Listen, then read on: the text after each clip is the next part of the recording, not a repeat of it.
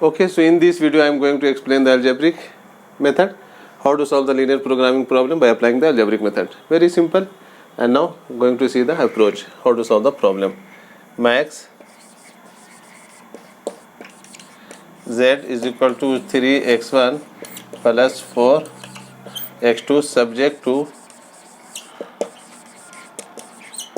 to x1 plus 2x2 is equal to 4, 3x1 plus 2x2 is equal to 6, x1 and x2 greater than equal to 0. Already I have seen in some different method, in the simplex method and big method and two-phase method, whatever the methods I have applied, there already I have seen how to change the inequalities into the equation, because here the inequalities have been given into the form of less than equal to. So if you are going to change this inequalities into the form of equation, we need to add some variable. This variable is called slack variable. Here also now going to add this variable s1 and s2. These two variables are called slack variables, and now these inequalities are going to be changed into the form of equations. Now very simple.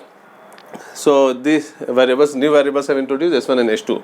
So now in the objective function, these variables are not going to give any effect over the objective function. So just going to give with the zero coefficient. So objective functions whatever I have given, it will be the same. So there is no contribution of s1 and s2 over the objective function. So now we will see the procedure, how to proceed. So one of the important thing, first we need to remember, whatever the linear algebra, linear equations we need to solve, there is the condition. If we are having the two numbers of variables and two numbers of equation, then that is the very simple to proceed and solve the problem and get the solutions of two variables. If we are having the three numbers of variables and two numbers of equation, then we cannot go for the further solution. But here if you are going to see, we are having four numbers of variable, x1, x2, s1, s2, and only two numbers of equation. So it is difficult to go for the solution directly and get the results. So here what is the procedure, how to proceed? We know one of the method already have studied in algebra, because NCR this is the formula which we need to apply to find out if there are more numbers of equations and less numbers of variables, or more numbers of variables than less numbers of equations. So how to proceed and how to solve the problem. So these formulas is generally we need to apply over the condition where the variables are more and equations are less. That will give you the partitions in two sets, and in these two sets we can define the variables in the form of the basic variables and non-basic variables, and we can move for the further solution to get the exact result by applying the algebraic method. So this is just algebra, this is nothing, just this is the algebraic rules, and now going to apply this concept. Here n is the number of variables. So number of variables, n is the number of variables are 4, r is the are the number of equations. So number of equations are 2. So just we need to put here n 4c 2 factorial 4 divided by factorial 2 factorial n minus 2, n minus means 4 minus 2. So result will be 4 3 2 1 divided by 2 into 1 into 4 minus 2 2 into 1 2 2 4 4 3 into 2 6. This is simple calculation. So I am not going to explain how NCR is going to be right in this form. NCR is nothing. NCR formula is factorial n divided by factorial r into factorial n minus r. This is the general formula. Just I have applied to get the number of set of the variables. So here there are total 6 set, and under 6 set we can make the distributions over the variables. If we are going to consider two variable at a time, then we will get the result, because two equation two variable, we will get the result. So in this process we need to set non-basic variable and basic variable. So if we are going to consider x1 and x2 as a non-basic variable, it means s1 and s2 are the basic variable. So initially we will give all the sets of the variables in the form of the basic and non-basic, and now we will see how to proceed, how to get the final result. Very simple method, very simple. Algebraic method is one of the easiest method generally we consider to solve the problems of LPP, and this method is applicable for more numbers of variable also. Suppose here we have considered two numbers of variable x1 and x2, and suppose the variables are 3 x1 x2 x3. So this method also may be applied for that types of questions, but because graphical method is restricted for the two variables, but algebraic method is not restricted for the two variables, we can move for the more numbers of variables also. So here there is no restrictions. Maybe in the objective these types of question may be asked, either the restrictions over the algebraic method or not, so there is no restriction, you can answer directly. So here first we need to make the set of basic variable and non-basic variable. So here basic variables, non-basic variables,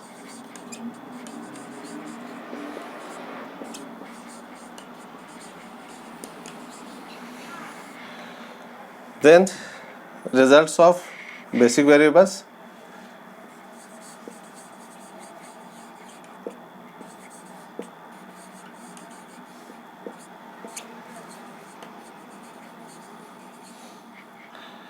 then we can go for the we can say objective functions, solution of objective function solution, that is objective function is nothing but z. Then we can go for the observation. Observation means types of the solution,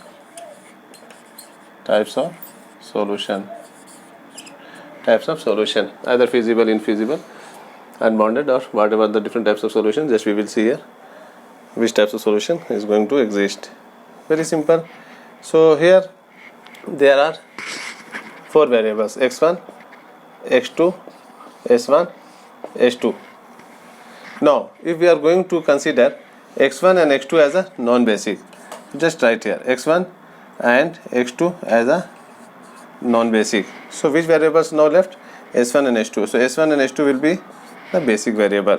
Similarly, if we are going to consider x1 and s1 as a non-basic variable, x1 and s1, then x2 and s2 will be the basic variable. If we are going to consider x1 and s2 as a non-basic, x1 s2 as a non-basic, then x2 s1 is a basic variable. Similarly, from the x1 this set of combinations I have finished. Now we will start from x2. So x2 and s2 is going to be considered as a non-basic. So x1 s2 will be basic. Similarly, x2 s2 is going to be considered as a x2 s1. First of consider x2 s1, second of going to consider x2 s2. So x1 s1 will be the basic variable. Now x2 is finished, s1 s2. So s1 and s2 is going to be considered as a non-basic. So x1 and x2 will be the basic variable. Very simple to give the set of variable. Just we need to move from x1 to the rest of the variables and we can find the set of variables. So total 6 set of variables. Now we have seen already NCR 4C2 is equal to 6. It means we can make the 6 set of variables with considering 2 variables at a time. So now here very simple procedure. We need to set non-basic variable as a 0. Non-basic variables 0. So we will get the result of basic variable. Very simple. Just going to explain in very simplest way. Just to remember, first to set all non-basic variable as a 0. So we will get the result of basic variable. So now s1 is equal to and s2 is equal to, we can get from here we can get x2 and s2.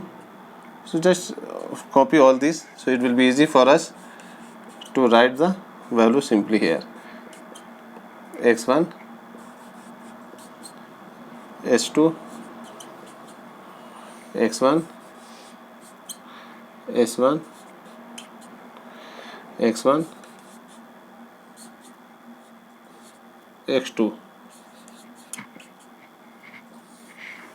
Just have copied here. Now once going to put x1 and x2 0 in this equation. So x1 and x2 0, it means x1 0 this term will be 0, x2 0, this term will be 0. So s1 4, s2 6, s1 4, s2 6. Next we can see here we are going to put x1 0, s1 0. x1 0 means this term will be 0, s1 0 means this s1 will be 0. So x2 value will be 4 by 2, 2. Once we are having the x2 value 2 and x1 0, x1 0, x2 2, x2 2. So this term will be 0 and this term will be 2, 2, 2, 2 into 2 4, 6 minus 4, 2. Simple, very simple. x1 0, s2 0, x1 0, this term will be 0 and s2 0. So s2 0 means this term will be 0. So x2 value will be 3. Once having the x2 value 3, x2 value 3, so this term already having 0, so x2 value 3, 3 into 2, 6, so 4 minus 6, minus 2. Now x2 value 0, so x2 value 0 means this term will be 0 and s1 0, s1 0 means this term will be 0. So x1 value 4. Once having the x1 value 4, just need to set here. So x1 4, 4 into 3, 12, 12, 6 minus 12, minus 6. Because x2 already having 0. x2 0, so this term will be 0, s2 0, this term will be 0. So x1 value is having 6 by 3, 2, 1 x1 is in our hand. So x1 we need to set x1 as a 2. So here 2, 2, this term 0, so 4 minus 2, 2. This term 0, so 4 minus 2, 2. s1 0, s2 0, s1 0, s2 0. So now just for getting the x1 and x2, just we need to copy this equation and we can go for the solution. So once s1 and s2 0, so we need to copy this one, x1 plus 2x2 is equal to 4, 3x1 plus 2x2 is equal to 6. Let's go for the subtraction. So here we will get 2x1 is equal to 2, x1 value 1, x2 value 3 by 2. If you put here, then we will get the values of x2 3 by 2. Now it is very easy to proceed because we know very well in as per the condition we cannot proceed for the negative variable. So these two variables are going to show as the negative value because the conditions of the variable, all the variables must be either greater than 0 or 0. So all the conditions must be greater than or equal to 0. This is the condition. So we are not going to proceed for this particular solution. So now we are going to proceed for the rest of the solution. So we need to put all these respective values into the objective function to get the solution. So here x1, z is what? Z is equal to 3x1 plus 4x2. So 3x1 plus 4x2. So we need to take this x1 0, x2 0. So what will be the zeros? What will be the values of z? 3 into 0 plus 4 into 0, 0. Now x1 0, h2, x2 2, x1 0, x2 2. So 4 into 2, 8. Now here x1 2, x2 0, x1 2, x2 0, x1 2 means 6 and x2 0. Now x1 1, x2 3 by 2, x1 1, x2 3 by 2. So you can write here 3 into 1 plus 4 into 3 by 2, 2 into 2, 4, 3 plus 6, 6 plus 3, 9. Okay, so now we are having the values of z. Now here we can move very easily and we can see because these two variables already is giving the result negative, so directly we can write this solution is called infeasible solution. We cannot get the solution here, so directly we can write these solutions are infeasible. Here also we can write these solutions is particular infeasible solutions. So types of the solution we can write infeasible, and we will see here what are the result. Because we are going to consider the variables as a basic, and as the basis of these values we are going to find the values of the objective function. We are going to see the result of the objective function.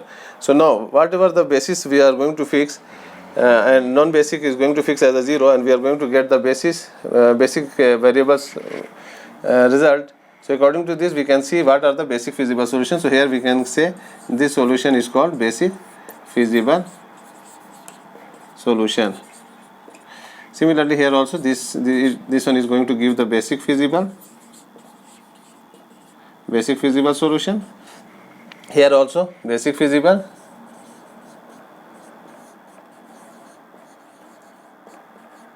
here also basic feasible.